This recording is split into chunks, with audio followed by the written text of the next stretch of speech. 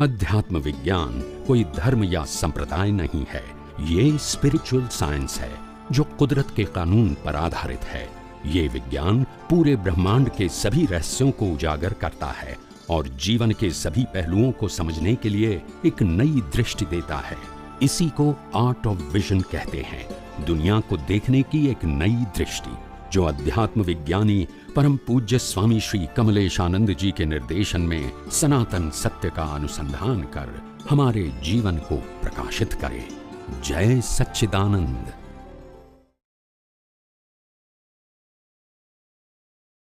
विकास भाई।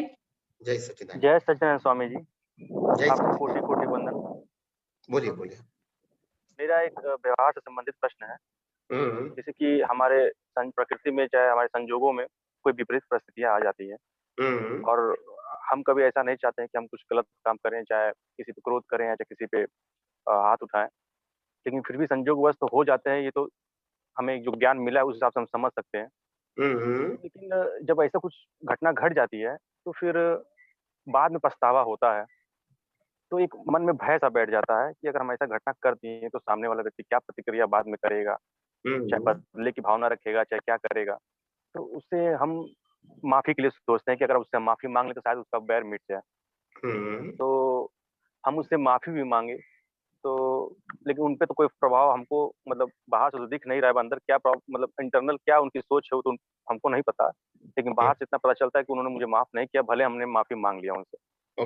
हमने जो उनसे माफी मांगा तो ये भय के कारण मांगा कि कर्म ना बंधे इस वजह से मांगा। हालांकि जब घटना घटी तो ये उस वक्त मुझे ज्ञान में हम नहीं थे और बाद में हमको इस बात का हमको रियलाइज हुआ कि जो भी हुआ तो संजोग कुदरत की रचना है, लेकिन वैवाहिक दृष्टि से ये गलत हुआ क्योंकि मोक्ष मार्ग के लायक और सहाय संजोग नहीं है ये। बराबर है। तो ये जो भय है, ये भय के कारण हुआ। ये भय भी है तो क्या ये डिस्चार्ज है या फिर ये चार्ज है? बस यही मेरा प्रश्न था। नहीं, वो तो आपने जो परिस्थिति आपके जीवन में हो चुकी है उनके लिए आपने अगर क्षमा मांगा तो वो आपका एक पुरुषार्थ है कि आपको इस प्रकार की परिस्थितियां दोबारा नहीं चाहिए।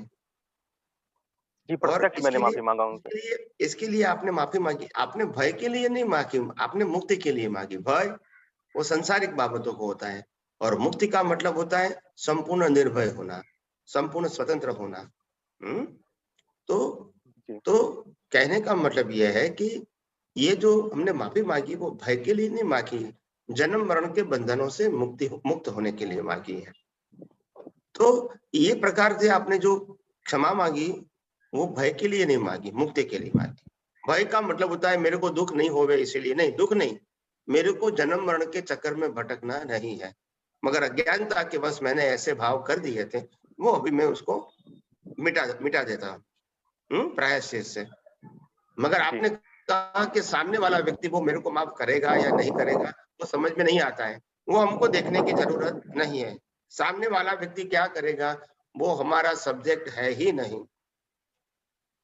जी, कभी भी नहीं है। ये मैंने इसलिए तो कहा, बार बार हमारी सोच जब हमारे मन वचन काया से बाहर चली जाती है तो फिर संसार खड़ा हो जाता है। हमको इतना ज्यादा सोचने की जरूरत नहीं है, हमको इतना ही सोचने की जरूरत है हम अपने मन वचन काया से कैसे मुक्त रहें और हम अपनी गलत भावनाओं से कैसे इसको मिटा दें, यही हमारी सोच होनी चाहिए। इसके अलावा हमारे जीवन में सामने वाले व्यक्ति ने हमारे लिए क्या सोचा है या क्या भाव किया है वो हमारा विषय नहीं है। हो सकता है कि हम अपने आप कर्मों से मुक्त हो जाए तो उनको भुगतान होगी, वन वे हो जाएगी, मगर हमारी दोनों की भावना होगी तो वो भुगतान आमने सामने होगी। समझ में आया? जी, लेकिन मेरी भावना नहीं है उनसे कोई बैर या चाहे सब बदले की भावना, हमें सिर्फ मुक्ति चाहिए। नहीं है, उनको तकलीफ है तो वो उनको देखना है। जी जी जी स्वामी जी। और एक प्रश्न ये था कि जैसे मान लीजिए हमारे जीवन में, चाहे किसी व्यक्ति के जीवन में कोई भी अगर घटना होता है, चाहे कोई भी जीवन में जीवन होता है, तो उनके जीवन में क्या होने वाला है ऐसे संजोग कुदरत इकट्ठा करती है और बुद्धि इसमें मेन मतलब काम करती है कि अगर किसी के साथ बुरा होना होता है तो उसी प्रकार से बुद्धि भी उनको वो रास्ता बताती है कि ऐसे ऐसे करके, मतलब हम लोग ऑटो पे चल रहे हैं एक प्रकार के। मतलब बुद्धि ही हमें गाइड करती है, जो डिस्चार्ज बुद्धि है वही गाइड करती है, क्योंकि हमें भविष्य में पता नहीं होता कि क्या होने वाला है क्या नहीं होना है। होने वाला है। तो वर्तमान संजोगों पे डिपेंड होकर ही हम कोई भी फैसला लेते हैं और उसके बाद रिजल्ट अच्छा या बुरा होता है। जी। तो इस घटना से हमें इतना तो पता चला कि हम लोग ऑटो पे चले, क्योंकि हमारे पास ज्ञान और जागृति सब कुछ होते हुए भी हम जो ना चाहते हैं वो भी हो जाता है। तो इसका मतलब कि हम कुदरती रचना के अधीन हैं और हम ऑटो पे चल रहे हैं।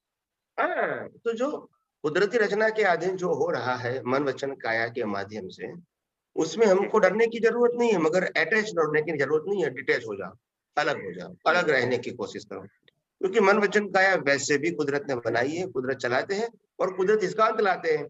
हमको तो सिर्फ इससे मुक्त रहना है। बार बार हम प्रकृति से जुड़ जाते हैं, प्रकृति को सुधारने में पड़ जाते हैं, प्रकृति को अच्छी बनाने में पड़ जाते हैं, और इसीलिए फिर हमारी विचारधारा प्रकृतिमय हो जाती है। हमको शुद्धात्मा में रहना है और प्रकृति से मुक्त रहना है, यही हमारा सब्जेक्ट है। प्रकृति कैसी है और कैसी बनानी है वो हमारा सब्जेक्ट नहीं है। नहीं है।